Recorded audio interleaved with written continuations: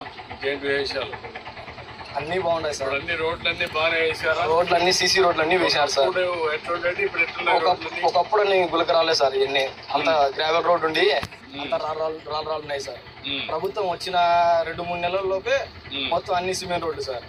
Cement రోడ్లు, pipe lines కానీ, మాకు కరెంటు కానీ అన్ని బాగున్నాయి సార్. మాకు మీ వెహికల్స్ అన్ని ఎలక్ట్రికల్ వెహికల్స్ గా మారిస్తే బాగుంటుంది సార్. ఆటోమేటిక్ ఇంటి దగ్గరనే మీరు కరెంట్ పని చేసుకోవచ్చు, సోలార్ పెట్టుకొని. అవును సార్.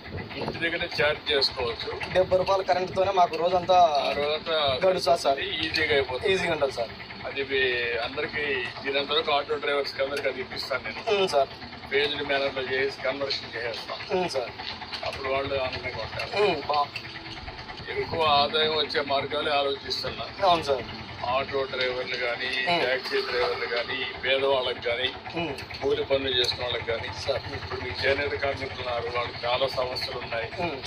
ఎప్పుడు వాళ్ళంతా తెలుగుదేశం పార్టీనే. అవును సార్. అన్ని సార్లు మీరు ఓట్లు వేసినాం సార్. 40 ఏళ్ళ నుంచి వేస్తున్నాం సార్. ఎక్కడ చేనేత కార్మికులు ఉంటే అక్కడ మాత్రం అందరూ ఓట్లేస్తాం సార్. ఇప్పుడు మన మిత్రాలు ఒక యాప్ తీసుకొచ్చాం మేము, వాట్సాప్ గవర్నమెంట్ సార్. అవును సార్. ఏమైనా విన్నావు దాని గురించి? విన్నా సార్. సార్ వాళ్ళు మనకు చెప్పారు. ఏ పని కావాలన్నా అందులో అయిపోతాయి. అవును సార్. క్యాష్ సర్వీస్ కావాలన్నా, ఏ పని కావాలన్నా, ఏదన్నా మనకు గవర్నమెంట్ నుంచి అప్లై చేయాలనుకున్నా కూడా దాంట్లో అప్లై చేసుకోవచ్చు సార్. అప్లై చేయొచ్చు. ఆటో డ్రైవింగ్ లైసెన్స్ రెన్యూవల్ పెట్టేసుకోవచ్చు. అవును సార్. అన్ని అందులోనే ఉంటాయి. మీ విజన్ బాగుంటుంది సార్. మీ ఆలోచన కానీ మీరు అన్నిటి ముందే గ్రహించి ఆలోచిస్తారు సార్.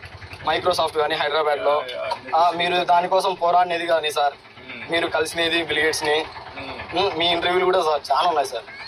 మేము చూస్తుంటాం. మీరు మాట్లాడే విధానం కానీ మాకెంతో చైతన్యం సార్ మాకు.